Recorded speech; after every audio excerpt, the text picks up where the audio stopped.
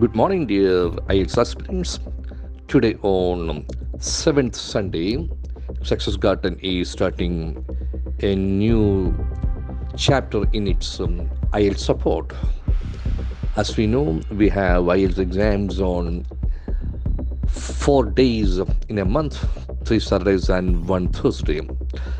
So the very purpose of this session is to give you awareness on how IELTS essay questions can appear in the exam day and to see how they can be tackled.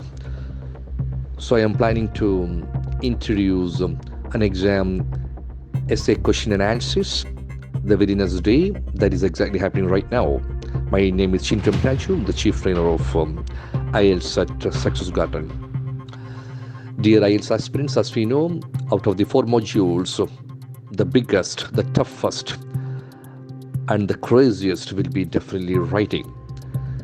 Because in writing, exam doesn't have a model answer, it's purely a delivering skill.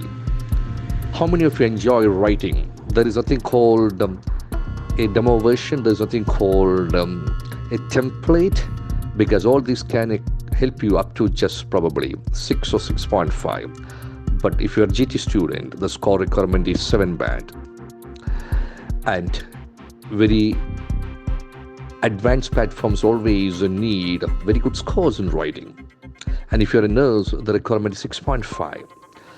So dear IELTS aspirants, don't see IELTS writing as an easy module. Definitely it can be cracked. And as you know, in academic, you have one essay and a data presentation module. So this platform is definitely intended to help you in analyzing the question and attack the question based on the requirements of the essay. As we know, IELTS essay demands 2 limiting factors, 40 minutes and 250 words. And fortunately, based on the updation, your exam starts with writing module. Previously, it was the 3rd module. So when you sit in the exam hall, there is nothing else happened before. You are completely free. You are not polluted. No listening question, no reading questions. IELTS writing questions in front of you. So I am telling you, this can be a plus point. We are fresh in the exam hall. Now look at the question paper. See how your question is. So we see yesterday's question.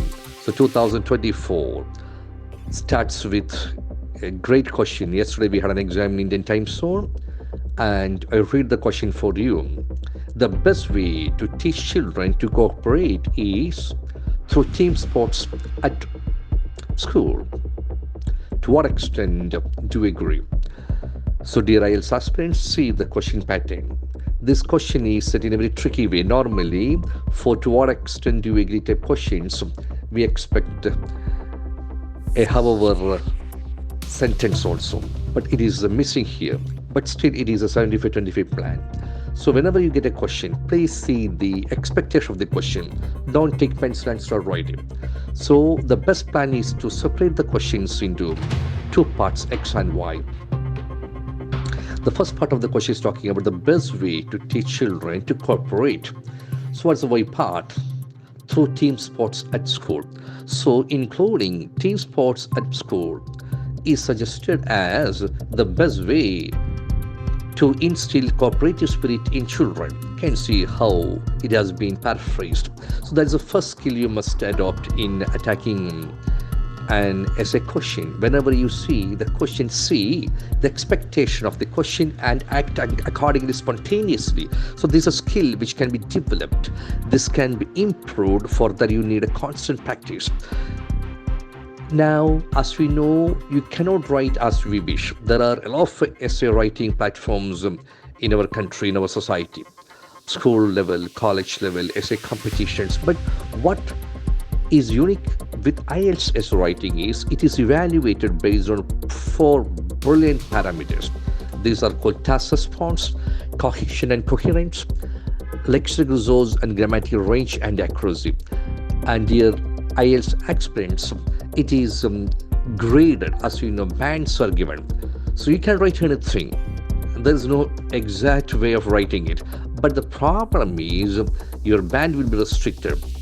So how you can approach an essay is very important. So as we said just now, Band 9, Band 8 and Band 7 are supposed to be very high C1 to C2 level expectations.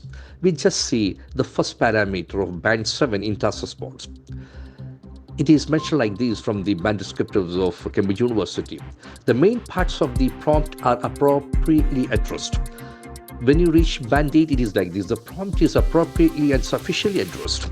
And in band 9, it is like this. The prompt is appropriately addressed and explored in depth. So the depth makes the difference between 8 and 9. So you can see appropriately, sufficiently, in depth. You can see the progression.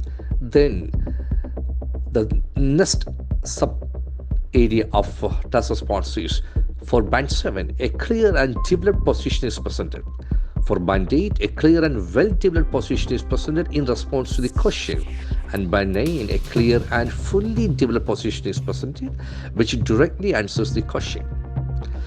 Then the third parameter under task response of band 7, main ideas are extended and supported, but there may be a tendency to overgeneralize, or there may be a lack of focus and precision in supporting ideas and materials. In band 7, they expect a lack of question answering, generalization, overgeneralization, all these things are expected in band 7, which means band 7 is completely not error-free. Whereas in band 8, there may be occasional omissions or lapses in content, which means in band 8 also they expect slight problems. Band 9, any lapses in content or support are extremely rare. See, it is not again foolproof. Okay, it is rare, so they also expect slight issues there, which means no writing is complete, dear language aspirants. So this is a very important expectation of task 2 task response. So without knowing this, you can write an essay, but you will be always incomplete. So that is exactly expecting in our discussion today. So today we take the question once again. The best way to teach children to cooperate is through team sports at school. To what extent do we agree? So the best way, what's the best way? Best way for what? To teach children to cooperate. So we have three parts in the X part itself. The best way to teach children to cooperate, the cooperative spirit. So dear IELTS aspirants, here comes the best approach. The most important aspect is, do we have anything called the best way? So what is the best way to teach or introduce anything? There's nothing called best way anywhere. There can be better ways. So that is the first point we have to bring to oppose this question. The best way to teach children to cooperate is through team sports at school.